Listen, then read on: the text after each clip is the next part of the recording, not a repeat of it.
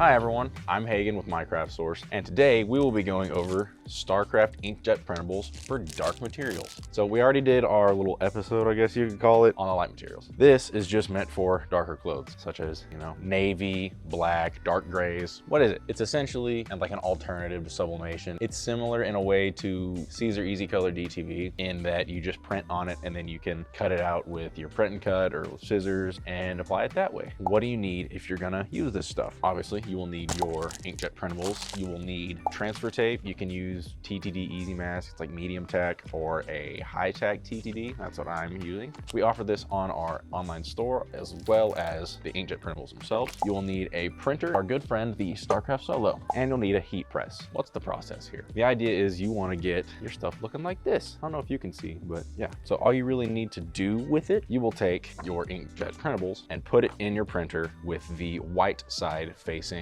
whichever way your printer prints. You're going to open up the StarCraft Create software and find your PNG and just drag it straight into the software. You're not going to do trace or anything like that. You're just dragging and dropping. What that's going to do is give you a cut line around your image and not like, assigning the cut lines to everything. At that point, after you've, moved it around and got your cut settings correct, you're going to click Create, and then you're going to click the Print plus Cut option in the bottom left. That's going to open up our, Print plus Cut settings. You're going to hit Print and let it print. After it is done printing, all you have to do is take it out. You're going to put it on your mat. My mat wasn't sticky enough, so I taped it down just to be sure. And then you put it up inside the Solo, and you're going to line up your red cutter directly over the corner margins, I guess, the bounding box. That's another thing. You need to make sure that you're printing the bounding box. That way it can, know where to cut at. So after you've lined it up on that, you can go ahead and click Scan. And what that's going to do is start your scan and then start your cut. Once you've done that, you can take your inkjet printables out and weed it all. After you've weeded off all your excess stuff, you can take your high-tack TTD mask and apply it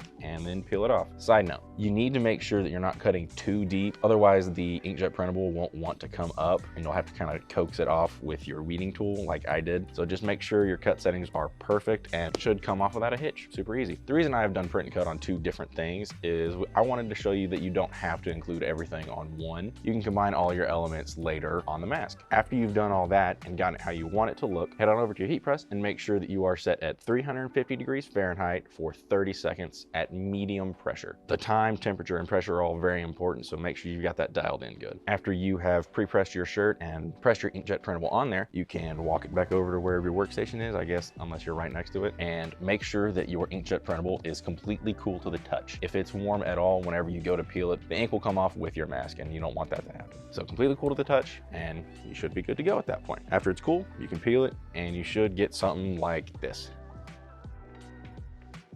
Cool. Our washing and care instructions. When you go to wash it, you need to turn your garment inside out and you're gonna wash in cold water. Do not bleach. Bleach is bad, it'll ruin it. Just don't do it. If you are gonna use a dryer, you can tumble dry on low heat, but it is recommended that you hang dry it just to preserve the longevity of your design. And if you're going to iron it, then be sure you don't iron directly onto the design. That will ruin it. It'll melt onto your shirt and it'll just not be a fun day. But yeah, if you do everything right, you should come out with a really good product that you can keep and wear or sell, whatever you're gonna do with it. And it should last for a very long time. That's kind of all I got for you right now. So thank you and see you later. Thank you so much for watching. Remember to like and subscribe and be sure to ring the little bell so you get our notifications. Our most recent video should be down in this corner and I highly recommend watching it. Thank you.